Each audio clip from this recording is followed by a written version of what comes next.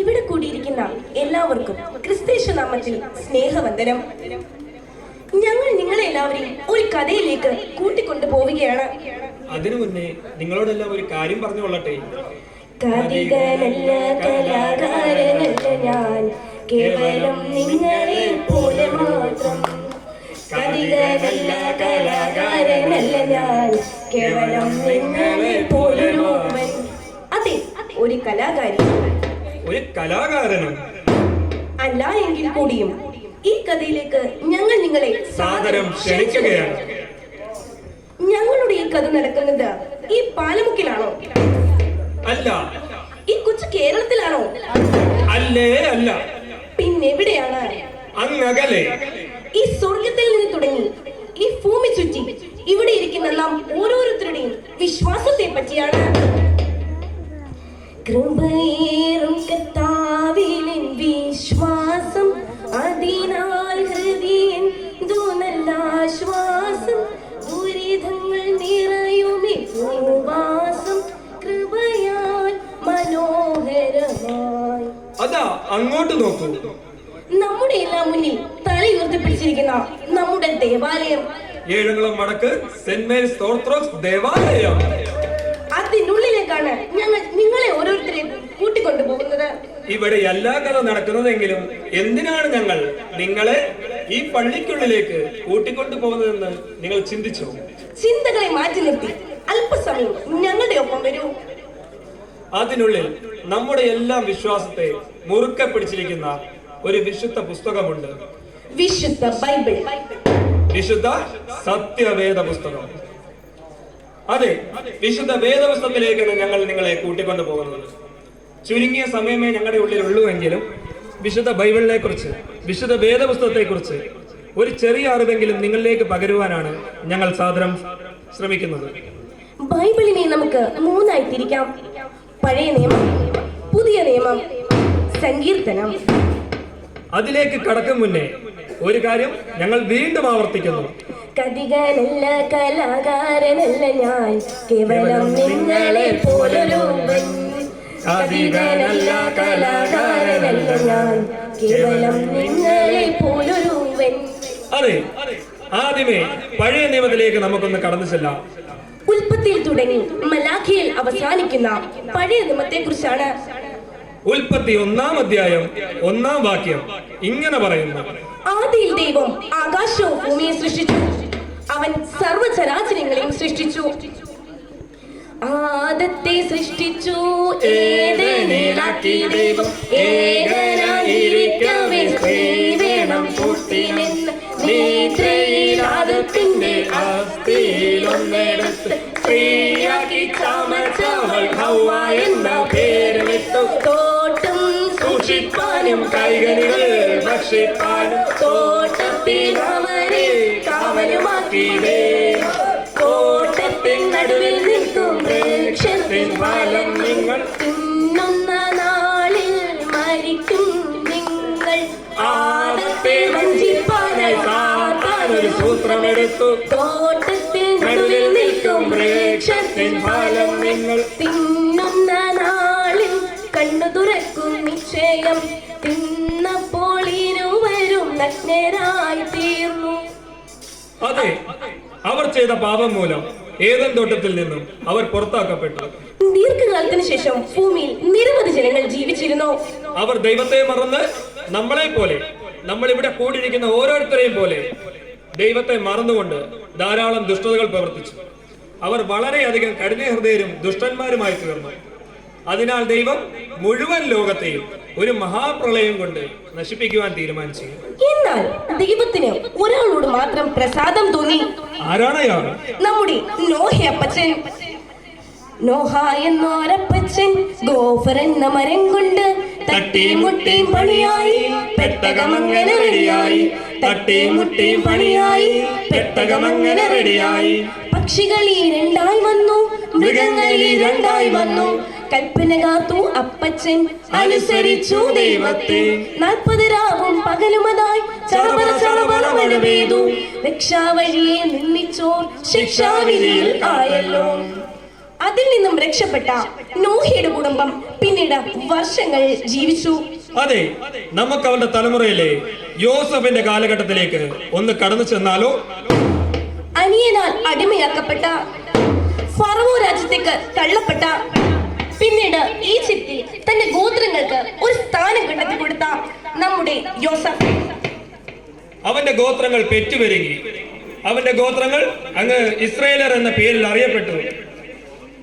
പിന്നീട് ഇസ്രായേൽ ജനം ധാരാളം വളരുകയും ഫറവോ രാജാക്കന്മാർക്ക് പേടിയാവാനും തുടങ്ങി. കാരണം തങ്ങളെക്കാൾ കൂടുതൽ ഇസ്രായേലിയർ പെറ്റുപെരുകുന്നു. ഇത് കണ്ട ഫറവോ രാജാക്കന്മാർ അവരെ അടിമകളാക്കി മാറ്റി. എന്നാൽ ദൈവം അവിടെയും പ്രസാദിച്ചു. അടിമകളാക്കപ്പെട്ട ഇസ്രായേൽ ജനത്തെ രക്ഷിപ്പാനായി മോശയെ ദൈവം നിയോഗിച്ചു. മോശ അവരെ വാഗ്ദാന ദേശത്തിലേക്ക് നയിച്ചു. ചെങ്കടലിൽ നീ എന്നു പാത തെളിച്ചു, മരുവിൽ മക്കൾക്കു മന്ന പൊഴിച്ചു, എരിവേലിൽ സ്നേഹത്തണലായി, ഇരുളിൽ സ്നേഹനാളമായി, സീനായി മാമലമുകളിൽ നീ നീതി പ്രമാണങ്ങൾ പകർന്നേകി. അതാ അങ്ങോട്ട് നോക്കൂ, യഹോവ കൽപ്പിച്ച വാഗ്ദാന ദേശത്തിൽ എത്തിയിരിക്കുകയാണ് അവർ. ഭൂമിയുടെ ആരംഭം മുതൽ ഇസ്രായേൽ ജനത്തിന്റെ ജീവിതം വരെ വളരെയധികം, വളരെ എന്ന് പറഞ്ഞാൽ പഴയ നിയമം നിങ്ങൾ വായിച്ചു നോക്കണം, വളരെയധികം നന്നായി വിവരിച്ചിരിക്കുകയാണ് പഴയ നിയമത്തിൽ. ഇനി നമുക്ക് പുതിയ നിയമത്തിലേക്ക് കടന്നു ചെല്ലാം. മത്തായിൽ തുടങ്ങി വെളിപാടിൽ അവസാനിക്കുന്ന 27 പുസ്തകങ്ങൾ. വരൂ, നമുക്ക് മത്തായി 1-ാം അധ്യായത്തിലേക്ക് കടന്നു ചെല്ലാം. പഴയ നിയമത്തിൽ ആദം ചെയ്തൊരു പാപത്തെ കുറിച്ചാണ് പറയുന്നതെങ്കിൽ പുതിയ നിയമത്തിൽ ദൈവം തന്റെ സ്വന്തം പുത്രനെ ആദം ചെയ്തൊരു പാപം പോക്കാനായും നമ്മുടെ മുകളിലുള്ള എല്ലാ പാപങ്ങളും നീക്കാനായും ഭൂമിയിലേക്ക് അയച്ചേക്കുന്നതാണ് നമുക്ക് കാണാൻ കഴിയുന്നത്. കന്യക മറിയാമിനും യോസഫിനും ഉണ്ടായ ദർശനങ്ങളും അവർ അനുഭവിച്ച ദുരന്തങ്ങളിലൂടെയും കടന്നു പോകുന്നു. അതാ അങ്ങകലെ ഒരു നക്ഷത്രം നമുക്ക് വഴികാട്ടിയായി. വരൂ, എങ്ങോട്ടേക്കാണ് ആ നക്ഷത്രം പോകുന്നതെന്ന് നമുക്കൊന്ന് നോക്കിയാലോ. നക്ഷത്രങ്ങളെ കണ്ണുകൾ ചിന്നി യാത്ര തിരിച്ചു ആട്ടിടയർ. നക്ഷത്രങ്ങളെ കണ്ണുകൾ ചിമ്മി യാത്ര തിരിച്ചു ആട്ടിടയർ. ഉണ്ണിയെ കണ്ടേ, ഹല്ലേലൂയ ഗ്ലോറിയ, ഹല്ലേലൂയ ഗ്ലോറിയ. ഉണ്ണിയെ കണ്ടേ, ഹല്ലേലൂയ പാടിയവർ കാഴ്ചകൾ അർപ്പിച്ചേ. അതെ, പാരിന്റെ പാപം പോക്കാനായി പാരിതിൽ പൈതൽ ജാതനായി. പൈതൽ വളർന്നു, ജ്ഞാനം നിറഞ്ഞു, ആത്മാവിൽ ബലപ്പെട്ടു. അത് അങ്ങോട്ട് നോക്കൂ, അവിടെ ഒരു കല്യാണ വീടല്ലേ നമ്മൾ കാണുന്നത്. നമുക്ക് അങ്ങോട്ടൊന്ന് പോയാലോ.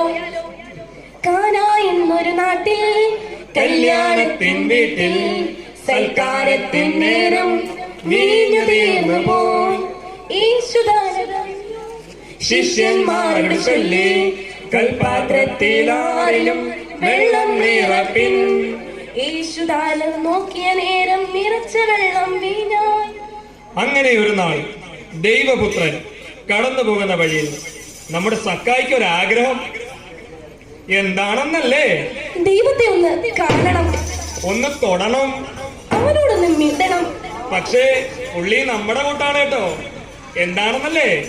പുള്ളിക്ക് ചെറിയൊരു പേടി ദൈവത്തോട് സംസാരിക്കാൻ, ദൈവത്തോട് മിണ്ടാൻ. സക്കായി എന്താ ചെയ്തത് നമുക്ക് നോക്കിയാലോ. കുള്ളൻ സക്കായി, കുറുമ്പൻ സക്കായി യേശുവിനെ കാണാൻ വന്നു. കൂട്ടം ജനക്കൂട്ടം ചുറ്റും നിരന്നതാൽ യേശുവിനെ കാണാൻ വയ്യ. കുള്ളൻ സക്കായി, കുറുമ്പൻ സക്കായി വേഗം മുന്നോട്ടങ്ങോടി. അത്തിമരത്തിൽ തത്തി തത്തി കയറി പാത്തു പതുങ്ങിയിരുന്നു. കുള്ളൻ സക്കായി, കുറുമ്പൻ സക്കായി ആരും കണ്ടില്ലെന്നു കരുതി. പക്ഷെ യേശു അടുത്തെത്തി ആശയോടെ നോക്കി സക്കായിയോട് മൊഴിഞ്ഞു. സക്കായി, നീ വേഗം ഇറങ്ങി വാ. കുള്ളൻ സക്കായി, കുറുമ്പൻ സക്കായി കുതിച്ചിറങ്ങി വന്നു. യേശുവിനൊപ്പം തൻ ഭവനത്തിലേക്ക് സാമോദമോടെ നടന്നു. അങ്ങനെ വർഷങ്ങൾ കടന്നുപോയി. നമ്മൾ ചെയ്ത പാപം പോക്കാൻ ദൈവപുത്രൻ അവന്റെ ശരീരം ദൈവത്തെങ്കിലേക്ക് അർപ്പിച്ചു. ചോര പൊടിഞ്ഞു വാനം കൽവറി മാമലേ ശോണിതാ ശോഭയാൻ എന്താജൻ ക്രൂശതിൽ അമാര തൂണിൽ തീർത്തു സിംഹാസന പ്രിയൻ മുൾമൂടി കിരീടം മോടിയായി ചാർത്തിയോൻ രാജാദി രാജൻ വാഴ്ക രാജാദി രാജൻ വാഴ്ക രാജാദി രാജൻ വാഴ്ക രാജാദി രാജൻ വാഴ്ക. പിന്നീട് ഉടനീളം നാം കാണുന്നത് യേശുവിന്റെ 12 ശിഷ്യന്മാരും അവർ എഴുതിയ പ്രഭാഷണങ്ങളും അവർ പലതരം സഭകൾക്ക് അയച്ച കത്തുകളുമാണ്. ഇനി നമുക്ക് വേദപുസ്തകത്തിന്റെ അവസാന താളുകളിലേക്ക് പോയാലോ? അവിടെ യോഹന്നാനുണ്ടായ വെളിപാടുകൾ നമുക്ക് കാണാൻ കഴിയും. ഇനി നമുക്ക് സങ്കീർത്തനങ്ങളിലേക്ക് കടന്നു ചെല്ലാം. ദാവീദ് പുത്രന്റെ പ്രാർത്ഥനയും ദൈവത്തിലേക്കുള്ള അപേക്ഷയുമാണ് സങ്കീർത്തന താളുകളിൽ നമുക്ക് കാണാൻ കഴിയുന്നത്. ഈ ചുരുങ്ങിയ സമയം കൊണ്ട് ബൈബിളിനെ നിങ്ങളിലേക്ക് എത്തിക്കുവാനാണ് ഞങ്ങൾ ശ്രമിച്ചത്. ഞങ്ങൾക്ക് പറയാനുണ്ടായിരുന്നത് ഒരു കടലിനെ കുറിച്ചാണ്. പക്ഷെ ഞങ്ങൾ പറഞ്ഞു വന്നതോ ഒരു ചെറു മീനോളം. ഇതിലുണ്ടായ തെറ്റുകളും കുറ്റങ്ങളും ആലോചിക്കുന്നതിന് മുമ്പേ ഒരു കാര്യം നിങ്ങൾ ഓർത്തുകൊള്ളുക. കതികനല്ല കലാകാരനല്ല ഞാൻ, കേവലം നിങ്ങളെ പോലെ മാത്രം. കതികനല്ല കലാകാരനല്ല ഞാൻ, കേവലം നിങ്ങളെ പോലെ മാത്രം.